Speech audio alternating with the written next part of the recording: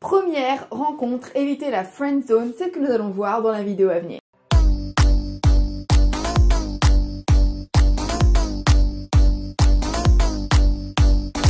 Salut mes petits bichons, j'espère qu'aujourd'hui ça va. Je vous parle toujours en direct de mon maillot de bain préféré. Alors je le dis souvent sur Instagram, si vous m'avez pas sur Instagram, suivez-moi sur Instagram. Normalement mon Instagram devrait apparaître quelque part par là. Je suis 6 mois de l'année en pyjama et les 6 mois qui restent je suis en maillot de bain. Du coup aujourd'hui je vais vous expliquer comment est-ce qu'on évite de tomber dans la friend zone de quelqu'un que l'on rencontre, qui nous plaît et avec qui on a envie qu'il se passe plus si affinité, c'est ce qu'on va voir ensemble aujourd'hui. Alors très important justement, la première chose à faire si vous voulez ne pas tomber dans la friend zone, c'est d'être sexy et ça tombe bien, je vous ai mis en place une petite formation en ligne qui est offerte, intégralement offerte, qui s'appelle 28 jours pour devenir sexy. C'est une formation donc de 28 jours qui devra apparaître quelque part par là pour vous aider à devenir sexy, pour monter en sex appeal et donner aux femmes l'envie de vous. Voilà, c'est gratuit, vous cliquez, c'est le premier lien en barre d'infos ou c'est le lien qui est en commentaire épinglé.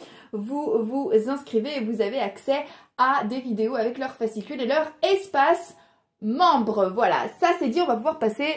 Ça c'est dit, on va pouvoir entrer dans le vif du sujet. Alors, je comprends qu'il soit très douloureux en fait d'être mis dans une friend zone. Alors déjà, première chose, voilà, que je vais vous expliquer. La friend zone est la convergence de deux facteurs dont je vais vous parler aujourd'hui et l'idée c'est de ne pas justement sombrer dans ces deux facteurs et de ne pas perdre de temps.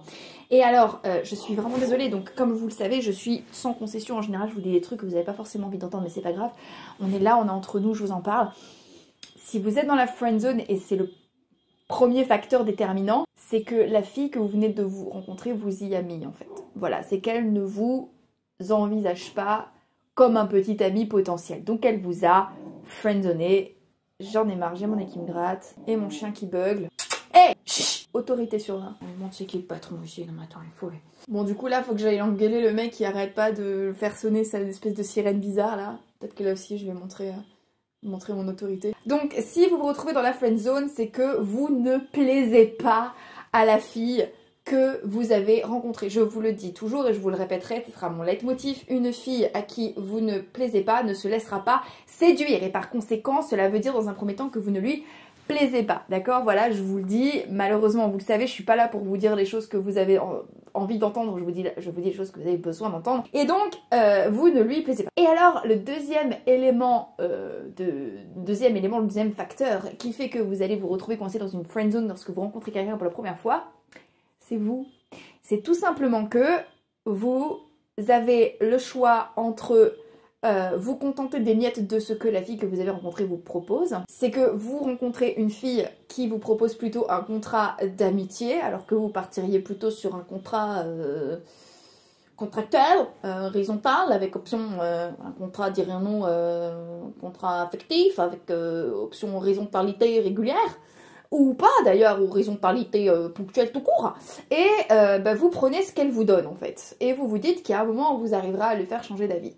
Et la friend zone, c'est ça. Alors comment est-ce que l'on fait pour éviter d'être rendu dans la friend zone des filles que l'on rencontre? Alors déjà, malheureusement, il y a des éléments qui vont vous échapper, d'accord? Clairement, il y a peut-être des situations où vous allez vous rendre compte que il y a peut-être des situations où la fille fait une fixette sur les bruns et vous êtes blond, ou vice versa, où la fille fait une fixette sur les mecs avec des bouilles de bébé et vous avez un grand nez avec un menton carré. Bon, il y a un moment, si elle veut pas, elle veut pas. En revanche, vous allez pouvoir travailler à monter en valeur et à devenir le genre d'homme qui plaît aux femmes. Et ça fait partie des choses que moi j'enseigne dans mes coachings, ça fait partie des choses que j'apprends aux hommes moi, c'est je leur apprends à devenir attirant plus qu'à devenir séduisant pour que vous attiriez plus de femmes et par conséquent elles se laisseront plus facilement séduire par vous. Donc qu'est-ce que l'on fait? Eh bien tout d'abord on monte en valeur et on essaie de devenir une version optimisée de soi et cette version optimisée de soi va attirer beaucoup plus de femmes et donc beaucoup plus de femmes seront, on va dire, promptes à ne pas vous laisser tomber dans la friend zone, ok?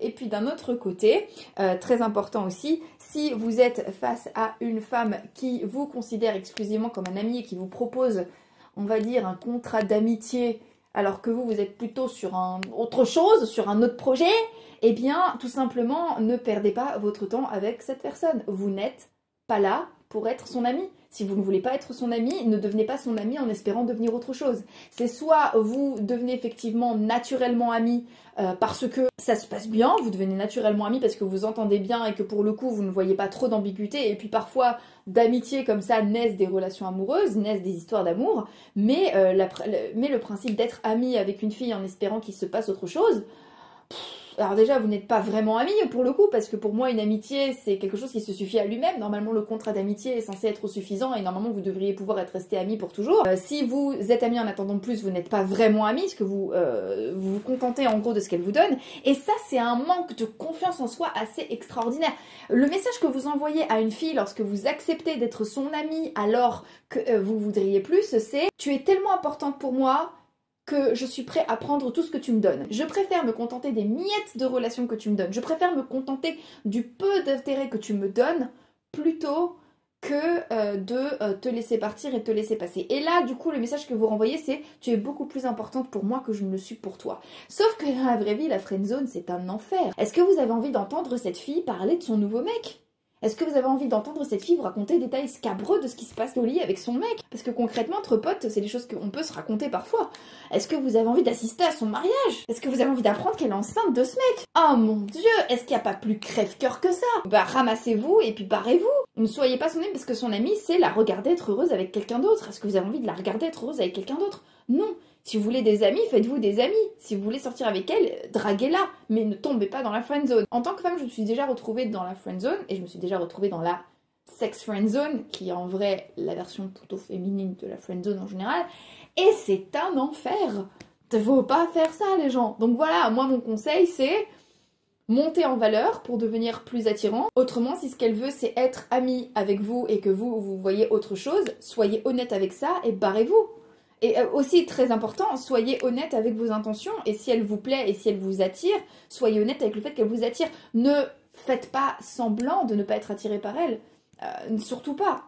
Si vous ne vous connaissez pas, effectivement, vous pouvez dire qu'il est trop tôt pour savoir ce que vous voulez d'elle, mais si au final elle vous attire, ne faites absolument aucun doute à ce sujet et soyez transparent là-dessus. Si vous cachez vos intentions, vous donnez aussi l'impression que vos intentions ne sont pas bonnes. Si vous mentez à une fille en prétendant vouloir être qu'ami avec elle et que vous êtes secrètement amoureux d'elle ou que vous secrètement voulez être avec elle, vous lui montrez clairement et vous lui faites comprendre que vos intentions ne sont pas louables et que vous préférez lui mentir parce qu'au final vous ne lui voulez pas forcément du bien, parce que l'on ne ment pas forcément aux gens pour leur intérêt. Et là en l'occurrence, et le message également que vous transmettez c'est « je n'assume pas mes désirs et par conséquent je pense que ces désirs ne sont pas bons ». Ou je pense que ces désirs-là ne sont pas louables, ne sont pas nobles. Or, il n'y a rien de mal à avoir du désir pour une fille, il n'y a rien de mal à être attiré par une fille en fait. Voilà, donc je pense avoir tout dit pour aujourd'hui. Parfait, comme d'habitude je vous remets un petit peu les pendules à l'heure. J'ai tendance à dire que je suis de l'école du no bullshit. Prenez soin de vous, je vous embrasse, je vous dis à demain. Et comme d'habitude, n'oubliez jamais que c'est une petite quiche comme on y arrive, tout le monde peut y arriver. Donc maintenant, c'est à vous de jouer.